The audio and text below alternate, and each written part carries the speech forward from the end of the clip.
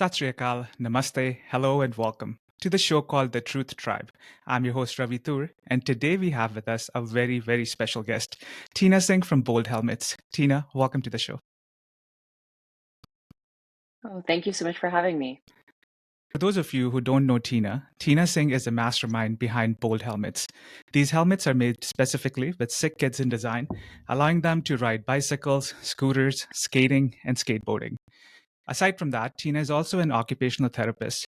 It is the area providing assessment and treatment for those with acquired brain injury. So you can connect the dots as to why she started the Bold Helmets.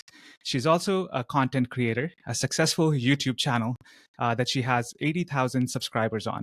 She was also nominated for Women of Influence Award by RBC Canadian Women Entrepreneur Society. She's a mother of three and belongs to a family known for breaking barriers. Tina, in your own words, who are you and what do you do?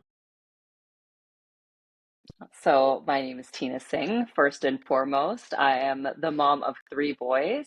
I'm an occupational therapist. I have worked in the area of head injury for about 15 years. And I am, who am I? I think that what embodies me is really family. Family is the most important thing to me. And for me, this whole journey of Bold Helmets really came from my own life experience. And so when I describe myself, I think of myself as living or sharing my life's journey. So my life's journey brought me here, and sharing my journey in social media has really been eye-opening and an opportunity to relate to other people around me. How did that idea came about? What was the Mhm. catalyst that led you to start Bold Helmets? So about, no, it's more than 5 years ago now. So I mentioned I'm a mom of three. My oldest son is 11 now, but when he was when he was under 5, he was one of those kids who started riding his bike really early, riding like those electric, what are they called? Not scooters, but like, those hoverboards. He was like riding those Correct. around Yeah, like yeah. in my parents' basement when he was really young. And so, I was always worried about a helmet for him. And that time he was young enough that I was able to kind of squeeze on a regular helmet. And, I said to my husband many times, there has to be a better option for this. Like as the kids get older, it's going to get harder and harder. And now we are kids who grew up here in Canada in the 80s. And so it's kind of like, oh, it'll be okay because none of us wore helmets growing up, right? And so he said, "Oh no, no, I think it's fine." But that as time went on and the challenge became bigger and bigger, and as my older kids started playing things like hockey, I realized that this was becoming a bigger and bigger problem, and not just for us. There's so many families like us who face the same challenge, and so it wasn't until that conversation happened when my son was 3 or 4. It wasn't until so many years later, about 3 years ago, where I finally said, "Okay, this is continuing to be such an issue. Like, maybe we can just do something about it." All that time, like from the time he was 3, we did research to see if there was options out there for kids like mine, who are sick and kept their hair and had, patka, jura, top knot, whatever you call it. Um, but there wasn't any, and there wasn't anything that worked well. And so we tried to, tie their hair to the back and things like that. But because they weren't used to it, that was never comfortable for them. And it wasn't really an easy option for us as parents either, to be honest. And then about 3 years ago, I finally like took the plunge and kind of signed on the dotted line with, you know, a design engineer to draw out what I had in mind. We had a pretty good idea of what we wanted to look like, and this was after us, digging foam out of the helmets for so long. People go as far as cutting holes in them to try to get them to sit properly, because if it's not sitting properly on your forehead, it's not providing you the protection that it needs to, and it can't really do its job. So it really came from my life's experience as a parent, is what led me to move forward with Bold Helmets. Obviously, it's an accumulation of events that sort of led you to take on this plunge. But was there a specific moment where you were like, you know what, I've had enough of this and I'm going to make this decision? Sort of what was the environment? Who were you with? And what kind of led you to make that decision in that moment? I don't know that I can say that there was a specific moment that led to that. Like, I think it was a whole lot of frustration for a long time that led to that. But I can think of a time where I said to my husband, like, like I feel like I should just do this. I should have just done this. And he said to me, he's like, well, why don't you? Right. And it kind of felt like a problem bigger than me. It felt like a job bigger than I could do. Now, I'm an occupational therapist and I know about head injury. However, I've never worked in product. And so developing a product it felt like a huge feat, and it really is. And now having been through it is a huge feat to take on. And so I think it was kind of just that time where I got frustrated and was like, my boys had entered hockey around that time as well. And so I realized that this struggle was continuing, right, in a different sports in different ways. And so I think that was the time frame where I was really like, okay, this is enough. There has to be a better solution, and it doesn't seem that hard. That's what it felt like. It felt like the change wouldn't be that hard, but getting there would be very difficult. You talk about brain injury, and I Mhm, think that's a good topic to touch on, is mhm, because that is the main reason as to why kids should be wearing helmets. In your experience as an occupational therapist, mhm. can you talk to me a little bit more about brain injuries as it relates to kids not wearing helmets in bike-related accidents? Yeah, so when I was working in head injury, I was working with mainly people who had car accidents. So they had head or brain injuries from different reasons, right? They weren't always bike accidents. In fact, I don't know. I'm trying to think about the population I had. It was so many clients. I can't even remember now because I saw the whole range from kids to adults, right? But their head injury, brain injury was from various different factors. But when we think about bicycle helmets for kids, we have research that shows that, of course, no helmet can protect you in every circumstance, but we know that a correctly fitting helmet can help reduce your risk of head and brain injury by up to 69%. So we have that research, we have that documentation, we know why we should be doing it. I think some of the challenge that comes up with a lot of people, and myself included, right? My husband and I, like I said, we grew up here in Toronto or in the GTA in the 80s, and no one was wearing helmets, right? It's more about the educational piece around, head injuries and the lifelong impact they can have. And, oftentimes, you think about kids, you're like, oh, they're fine, they're fine, they're fine. But we don't actually know, right? So when someone has a head injury, if it's a closed head injury, sometimes the effect of that can be really minor, or it could just be with executive functioning or planning or execution or any of those things. And so when we think about the lifelong effect of head injuries, we want to avoid them. And if avoiding them or trying to protect yourself from a head or brain injury is as simple as wearing a helmet, then wear the helmet, right? Like, it's the education piece around why it's important and why we as parents should demonstrate that same behavior for our kids. And I think that's a big part of it. Was actually doing some research on some stats and figures as it relates to brain injury. There's this one that I found out. Mm-hmm, This was from Center for Disease Control mm-hmm, report out of United States. In 2020, they released this report, which mentions about 136,765 bike-related injuries in kids aged 0 to 19. Most of them are children between 5 to mm-hmm, 14, which are at highest risk. And helmets can prevent bike-related injuries, as per mm-hmm. this report, by almost 88%. That Yeah. numbers don't lie. So that speaks for itself. Yeah, so that number is high, and it seems right to me. It seems true to me, right? Like, for me, like here in Canada, like every country will have their own stats a little bit, and my stats might be a little bit older as well. Yours might be a little bit newer.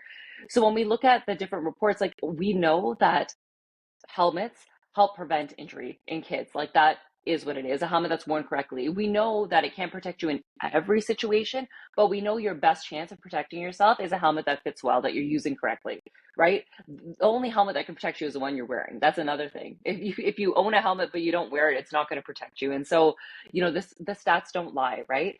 And I think when it comes to my kids, there are going to be people who say that, oh, my kid doesn't need this. They know how to ride their bike now. They're all fine. However, in my experience, or my opinion, I feel like if I want my kids to wear a helmet, they should have access to one, which is the whole premise behind Bolt helmets, right? If I want my kids to wear a helmet, they should have one that works for them. Like, that is just basic. That's just like a basic necessity to me, that they should have the option to have one. And so that's really where Bolt helmets kind of came to be. Can you take us behind the scenes on your journey of Bolt helmets? From when you first started to where you are now, what are some of the lessons that you've learned along the way, and how's the journey been going so far? Okay, so there is a lot. I have learned a lot. I'll say this, like, this has been, um, I've learned the most through this experience, probably through any of my life experiences or any job that I've had or anything that I've done. It's because I went into it not knowing how to do it, and that's the truth. Like, I could sit here and say, like, oh, I knew I could tackle this. I knew I was going to get this done, but that's not the truth. I didn't know that I was going to make it to the end of this and have a finished product. When I jumped into this, I was very scared. I was nervous about running out of money before I got to the end of having a product that was actually viable to use and safety certified. When you go into this kind of space and you work with, different engineering firms, they don't guarantee that you're going to get to the end, right? And so when I'm signing on this dotted line and committing this money and committing this time and effort towards this project, I didn't know I was going to get to the end. And there was a couple of times where I was worried that I wouldn't. And that's the truth. And I think some of the lessons that I've learned along the way are that failure, or not failure, but iterations of your product or changing your product is part of the journey. It doesn't mean that you made a mistake. It means that you had to change the way you're doing things. And I think that has been probably the biggest lesson. I have to keep changing things as I'm going, as I learn more, as I do more, right? For example, our very first prototype did not have foam, where we have the dome portion for the hair of the Judah. And we learned after we created that first like 3D printed prototype, which was very, very basic, we realized that it would not pass the safety testing, because part of the safety testing is they drop an anvil on the top of the helmet, and if it cracks, it will not pass, right? And so we realized, even though we feel like our kids have 2 or 3 inches of hair and it's a lot of protection, it's not going to meet the standard for what it needs to meet to be able to be sold in Canada, US, UK, and European Union. So things like that, like the iteration process, is part of the journey. So that's something important I've learned. The other important thing that I've learned, or something I wish that I had throughout the process, is a mentor. Now, unfortunately, or fortunately, in the helmet space, there's very few independent brands who make helmets. And I have a very good feeling as to why, because it's very difficult, it's very expensive, and you can face a lot of challenges along the way. But there's not too many independent helmet brands. And so it's hard to find a mentor in this space. But if you're planning on trying anything in any space, find a mentor, find someone you trust, someone who can help guide you, because it will save you a lot of it'll save you a lot of pain and a lot of redoing when you don't know how to do things, if there is someone who can help guide you and share their experiences. The other big players in the helmet industry, why do you think they did not come Mhm. up with this idea, or why wasn't it a priority for them? So I can't say for sure because I'm not in that space, but my guess would be, or my opinion is probably, that it's a smaller market, right? When we look at Sikhs in Canada, for this specific product that we have for Sikhs in Canada, we have like 800,000 Sikhs in Canada, which is a decent number. But then when we look at the US, it's 500,000, UK, 500,000, India's got like 23 million, right? But when we look at the market here in North America, it's not a huge market, right? And I do feel that, based on social media comments, like some of the comments that I've heard, I do think that people are scared to do things a little bit differently than they've been done. I think that's part of it. So one is that I think that they didn't feel it was a big enough market, right? And now, me personally affected, it made sense for me to go forward with this. Maybe it doesn't make sense for a bigger brand to pursue this because there's not a big enough market for them. For me, it has a personal connection. Like, I did it because it means something to me, right? So there's that. And then there's also this unwillingness to change from how we do things. Like, helmets have always looked a certain way, but that's not to say that they can't look different. Maybe it takes more work, maybe it takes more education, maybe it takes more learning and experience to change the way we do things.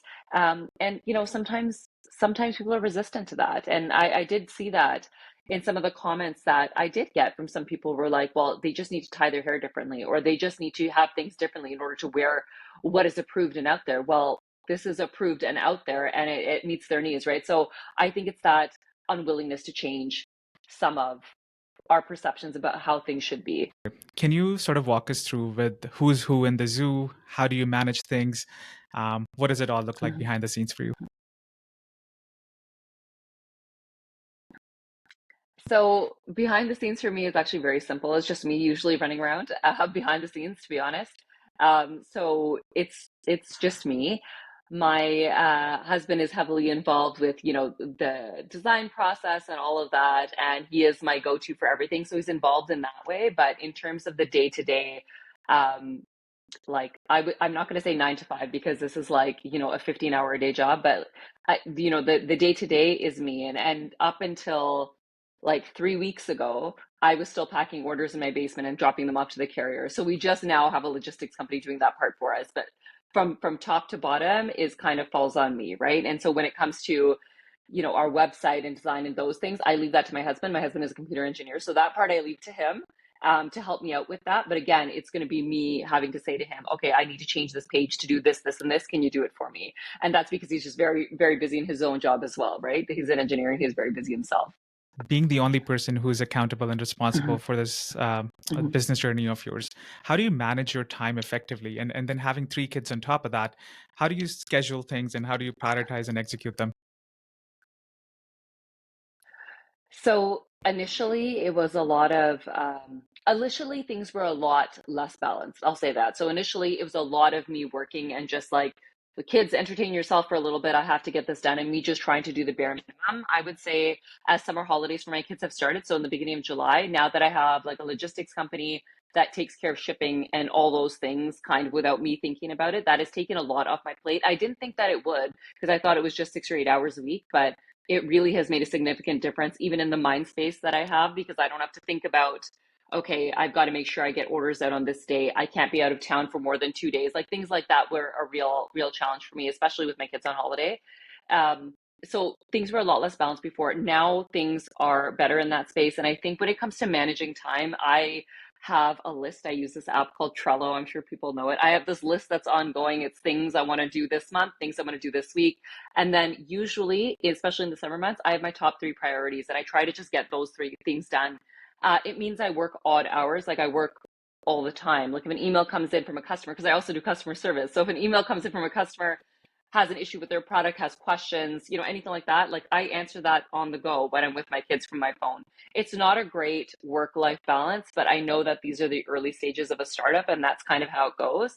And truth be told, I'm kind of used to this because even in the social media space, I started that when my youngest son was like 3 months old. So I've always kind of been working like this.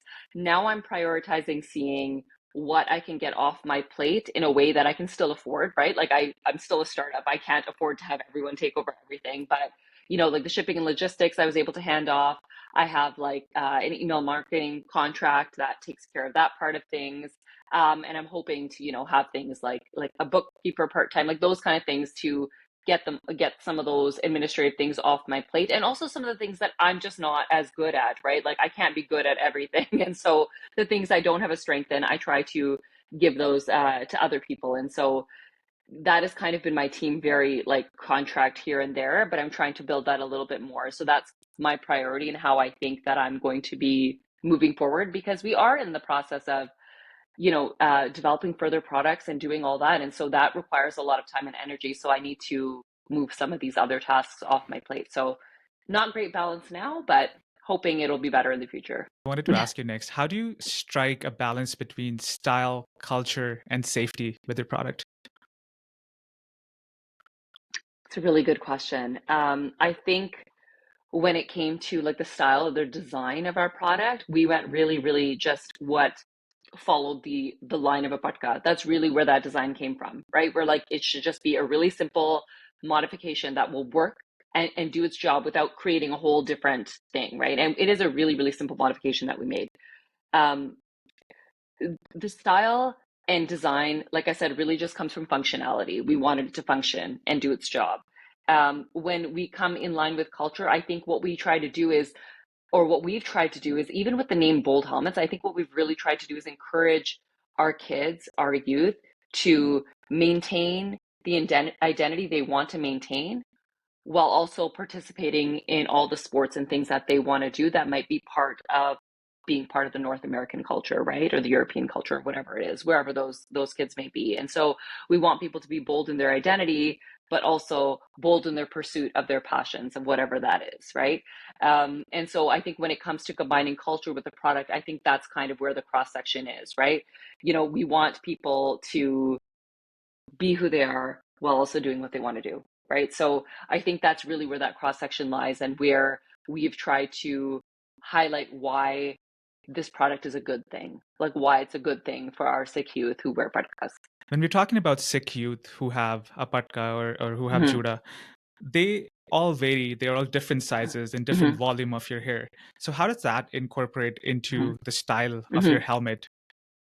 Yeah.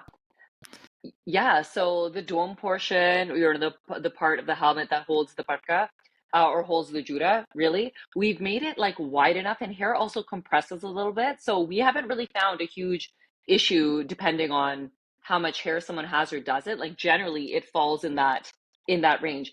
Could there be like a certain situation where a child really does, their hair is really too much for that? It's a possibility, of course, and we're all different, right? I haven't had that experience yet, right? Like there's enough of a wide dome portion that it will fit and it'll compress it a little bit. So we don't have, for example, helmets for different sizes of judas. Like we don't have that. This size seems to fit. So my oldest son has a lot of hair and has a very big judah, and so the same helmet fits him that fits my 7-year-old, right? So it really, really depends on the child, of course, right? You will have some circumstances. For example, if you have someone with a really like circular head, for example, it does happen sometimes. That standard bike helmets, not just the Bold helmet, any helmet is a hard fit for them. And that's just the nature of the way helmets are made, right? And so you might run into issues that way, but not with the Judah itself. Helmet. So if I had a Judah, then that kind of changes things, and that's why I asked you that Mm-hmm. question. So thanks for that explanation. Yeah. Um, I was watching your video tutorial online, and there's something that you call 2v1 rule. Can you talk to me a bit more about that? What was the Mm-hmm. thought process behind that, and what does that mean? Yeah, so I didn't make that up. Let's say that first. That's a very well-known like standard across the board as to how to fit a helmet. So the 2v1 rule is really a great way for kids and adults alike to remember how a helmet should fit. And so the idea is that you want the helmet to sit 1 to 2 finger spaces above the eyebrows. And this is the issue that we see with kids with Judas. They're wearing standard helmets. They're like up here, right? And so if you hit the floor, your face hits the floor first. We don't want that. We want the helmet sitting here. So 1 to 2 finger spaces above the eyebrows. So that's the 2. The V is that the straps, you need to pull that little section at the bottom, the clip up to here. So we make a V around our ear, right? And then 1 finger space between the chin strap and our chin. So that's how snug a helmet should fit.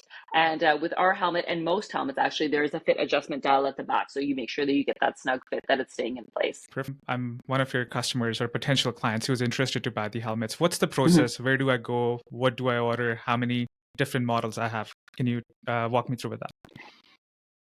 Yeah, so right now we're currently selling online. We do have a few retailers. I think there's 2 of them in Alberta, like smaller bike shops or inline skating schools that do supply our product as well, where you can get it in person.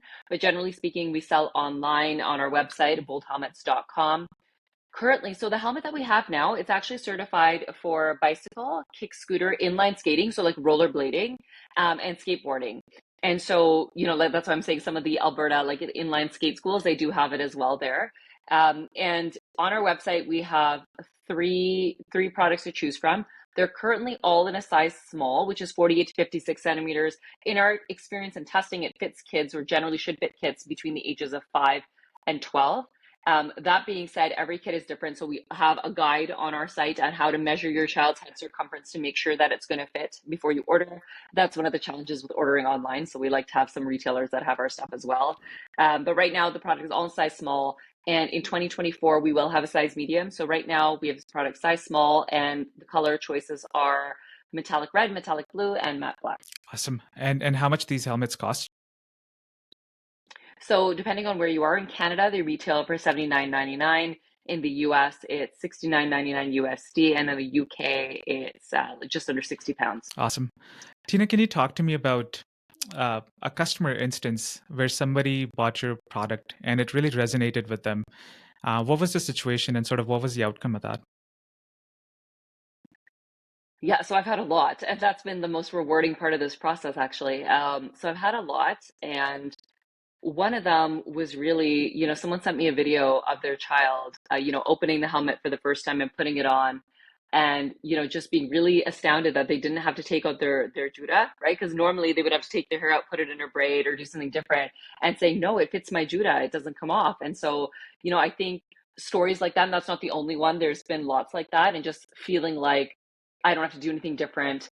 I finally feel like I fit in. Like, we were never meant to fit in. We were always meant to stand out, right? But at the same time, like putting on a helmet and riding down the street with your friends without having to think twice about it is a freedom that, like my husband didn't have, or, my brother-in-laws didn't have, because there was no option for them, right? And so, I'm just thinking about, something my husband said to me as well. So I mentioned we grew up here in the 80s. And so there was a time he was really into baseball. So Blue Jays were in the World Series. I think this was in the 90s. And so he wanted to play organized baseball, but he couldn't, right? Because there was a mandatory helmet requirement for that.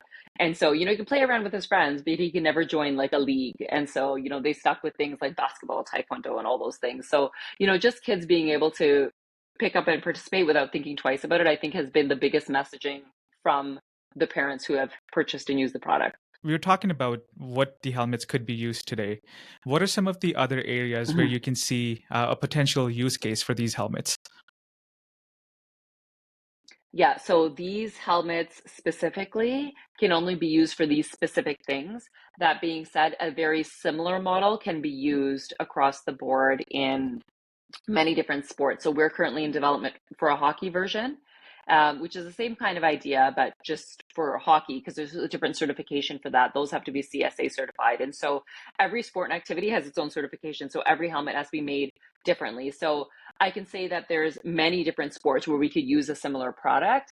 Use cases for the existing product. Like I know that there are other groups of people who could benefit from such a helmet. So, even women who keep their hair in buns don't want to be like hot in the summertime, right? That's been a really big request actually from Australia. It's very hot there. And so they say, we want something like this that we can use, right? And we have people with dreads, different hairstyles who just can't fit regular helmets. And like you, they're just sizing up, right? Instead of getting a helmet that actually fits them correctly, but just accommodates them in the way that it needs to be accommodated. Isn't anything in place today for people who want to play hockey, kids who want to play baseball, as you Mm-hmm, suggested, or football? I can think mm-hmm, of even more mm-hmm. scenarios, when kids are snowboarding or skiing. That's another case where they Yeah. can use those helmets. So, um, yeah, Mm-hmm, it's the potential is out there for sure. So, Tina, let's go back yeah. into your childhood. Can you talk to us? How was it growing up Mm-hmm, in your household? Because you obviously come from a family which supported both of your sisters to go out and make your own careers as digital content creators. So how was it like growing up in that mm-hmm. household? And how was Canada back in the early 90s as compared to what it is today? So, so Lily is like 6 years younger than me. So like I was born in 82, right? She's born in 88. And so we like growing up, I don't know, we had a very typical household with the exception of we had two working parents, right? So I think a lot of kids who grew up in the 80s in Canada usually had one parent at home. We didn't. Like we had our neighbor was our babysitter, and so she babysat a ton of neighborhood kids. And so I think that's the only difference or a difference that I've noticed between friends of mine and our household. Our household was, I mean, I would think we're a pretty average household, right? Like we're like my parents were first generation Canadians, they're, immigrants to this country. And so they were busy working, right? And I'm happy to say so many years later, they've done incredibly well for themselves, right? And so they're set for life and they really did instill the work ethic. Like you have to work hard in everything that you do and you have to be able to stand on your own 2 feet. And so that was messaging that I think maybe wasn't always given to South Asian girls growing up, but that messaging was very strong in our house that you need to be able to not, you don't need to rely on anyone else. You need to be able to stand on your own 2 feet. And so those are kind of the things that I remember from my childhood. So seeing my parents work hard was one thing. The other thing was seeing, the close knit family. Like we didn't have a huge family circle, but the family circle we had was very close. And they're still the people with us today. It's not like, oh, we're close for a little bit. Like the people who are there, they're the people that we have. And then just the work ethic and being independent, like that was really really strong messaging in our house. And how would you say your sister's journey has impacted your own journey? Yeah, so starting the social media space 100% impacted my journey because I never would have had the guts to sort of take on that role or try that out if she hadn't done it. So she definitely normalized it at a time um, when not a lot of people were doing it. So that she normalized that journey, but then also, kind of gave me the confidence to try it out as well. And it came to me at a time that was actually really important because I had just had my third child. And so, we lose ourselves as parents a little bit in that time, we're raising small children. And so it gave me a creative outlet, something to do on my own. And so that really was helpful to me and it helped me create this community around me that I still carry with me today, right? So I think it was that confidence and encouragement that I got from her that really helped to impact what my my role in jumping into social media. When it comes to Bold Helmets, I definitely did tell her about the idea once it was well underway. And so, she's completely supportive of the idea, of course. But, I think that already having a presence in the social space certainly helped it. So like I'm sure that you saw early on in January, we had a ton of media coverage. That media coverage came from honestly a really well-written press release. So I have a friend who does PR. I wrote a press release, she looked it over for me, we sent it to media, and that's how that got coverage. And so that was it really helped that I had social media experience behind me, because I had to do a lot of interviews during that time, and that can become really overwhelming, and it did for me as well. But because I had that experience, I was able to carry through it a little bit more easily. On the digital content creator's journey, you've had a YouTube channel, you have 80,000 plus subscribers. Out for what are the do's and don'ts? So when it comes to YouTube, I will say that I'm absolutely no expert, and actually I haven't posted there in a long time because I've been so busy with the Bold Helmets journey that I've decided, again, when you're asking how do I balance things, I had to try to pick and choose what I could manage. And so that was one of the ones I couldn't manage. However, I will say anyone starting out on YouTube, my only advice is to be consistent with how you're posting, be consistent with how you show up, and do what you love, share what you love. Because if you are sharing content that you're trying to share because you think it's going to get a lot of clicks, that's going to get a lot of views, at the end of the day, it's not going to bring you joy. It's not going to be fulfilling to you. And you may like seeing those numbers grow initially, but that will stagnate if you don't love what you do. So love what you do and show up consistently. And I would argue show up authentically. If you show up authentically in this space, it'll take longer for people to connect with you, but when they connect with you, it's like a lifelong connection. That's perfect. That's our tagline, where authenticity reigns. So thanks for Mm-hmm. that. Yeah. Tina, if I was to Yeah. ask you, what has been the lowest point in your journey so far, and what did that teach you? So for me, I think it was actually when our product first went live. So we did a lot of media coverage. And so once I did that, and now it's going to sound like it was a lot, but it wasn't. There was select people in the community who had an issue with the name we went forward with. So we originally launched as Sikh Helmets, which I would still argue is an excellent name for the product and what it does, right? Especially from a marketing perspective, right? Like it's very clear what the product does and who it's for. That being said, there was um, some concerns from the community. And that wasn't so much my low point. Like people having concerns and then me pivoting with the name, that wasn't a low point. But what came with that, along with some concerns about the name, was really personal attacks at me, my family, my kids, my husband. I think that was the low point, because I've been on social media for a long time. Like I said, like over 7 years, right? And so for people then to attack my family in a way that's I've never seen before in this space, sharing so vulnerably and openly, was really, really challenging. And I think people questioning, my faith, the faith of my family, what rights I have to say anything about how people should be doing things, I think was really, really challenging for me. Like I said, having been in the space for a long time helped prepare me for that a little bit, but it was more than I anticipated. So that was definitely a low point. I mean, we moved on from it pretty quickly, but that is something I would recall as a low point from when we started. Thanks for sharing that. Just to switch gears here, little offside conversation here. Mm-hmm. I've followed your social Mm-hmm. media, and recently you have raised a couple of topics. I just wanted to quickly touch base Mm-hmm. with you on that. So one of them being feeling obligated to accept invites and going out to these functions when you probably can't. I just wanted to check what's your thought Yeah. process on that. What do you see out there? Yeah, so you know what? That video really came from, conversations with friends, and we're trying to make plans. They're like, "Oh, I have 6 weddings this week." Like in this month of July, I have 6 weddings, whatever. And close people, I get it, but some of those friends really felt obligated to go to every event for every because someone was going to get mad at them or upset with them. And I said, we have to pick and choose, right? Like people who are close to us, we are there for them no matter what. Like I said, my close family, I am there for them no matter what. But it was really like, when you have invitations from people maybe you don't know so well, or people who maybe you haven't seen in many years, or maybe there could be other circumstances, and kind of trying to normalize that. Like there are many people, like especially in this economy, who can't afford to attend every wedding that they get invited to. Not it's not because they don't want to give gifts to the bride and groom. I'm sure they absolutely do, or in my case, I absolutely do. But when it comes to all the clothing you need for these events, the 5 functions, the days off work you might have to take, right? You got to dress yourself, you got to dress your kids. It's got, it's a huge thing. And so I feel like there's very few events I've ever turned down, to be honest. There's very, very few. And really, I only get invited to the places where people who are close to me anyways. And so this is not coming from a personal experience, but I can share that I did have a personal experience many, many years ago. Like I want to say like 10, 12 years ago, where someone invited me to something. It wasn't even a wedding.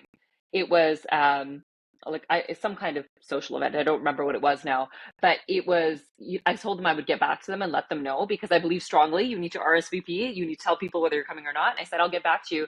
And the response was like, what do you need to get back to me about? If there's nothing in your calendar, why aren't you coming? Right? Like it was one of those where I was overwhelmed in the moment when the person called me. And then with that response, I was like, okay, I'll let you know. And in the end, I told them, I'm sorry, I can't make it. And I didn't go because there was too many other things happening in my life. And I think that we need to normalize that. Not everyone is in the space to come celebrate all the time. And not everyone can afford to come out and celebrate all the time. And not everyone, has children who do well in those circumstances. Maybe they don't have childcare. Like there's just so many things. And I just wanted to normalize that it is not always because of you, right? So I think when you don't attend something, people think, oh, she didn't want to come to my event. He didn't want to come to my event. It's really not about that. There could be so many other things that are happening.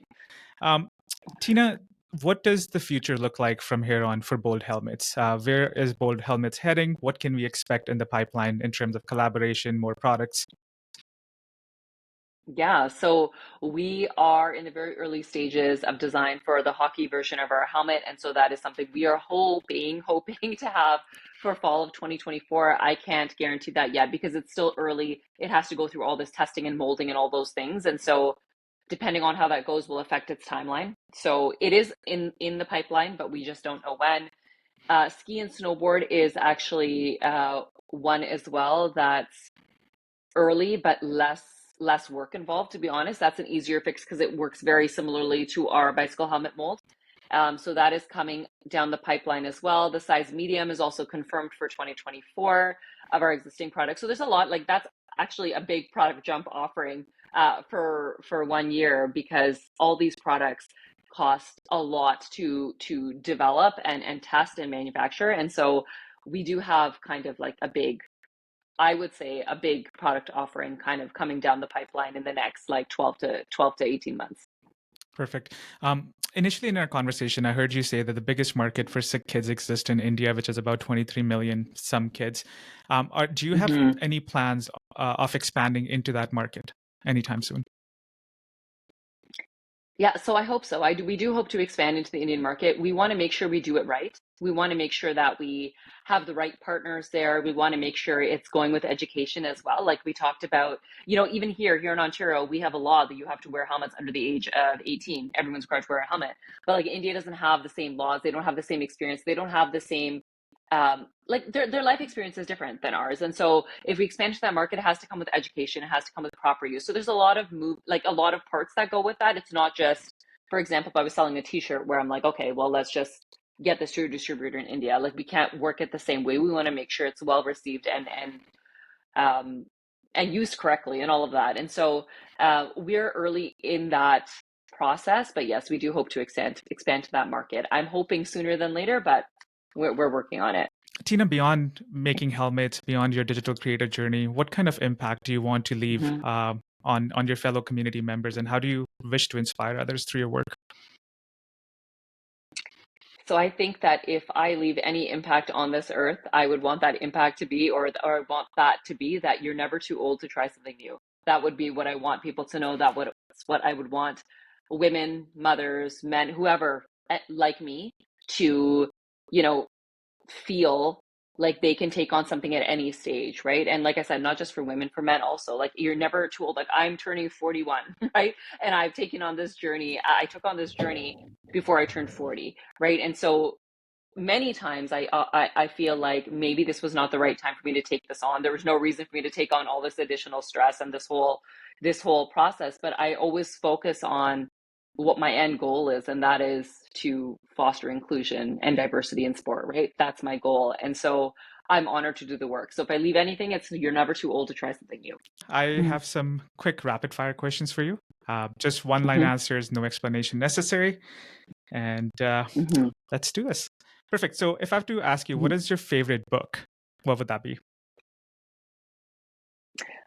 I'm not done reading it yet, but Shoe Dog, I'm like halfway through. Is It's the story of Nike. Yeah, that's Phil Knight. Yeah, I have that book right here, and Mm-hmm. it's one of the best books I've read. So that, along with Elon Musk's So good. autobiography, yeah, perfect. Yeah. What purchase of $100 or less has impacted your life in a positive manner in the last year?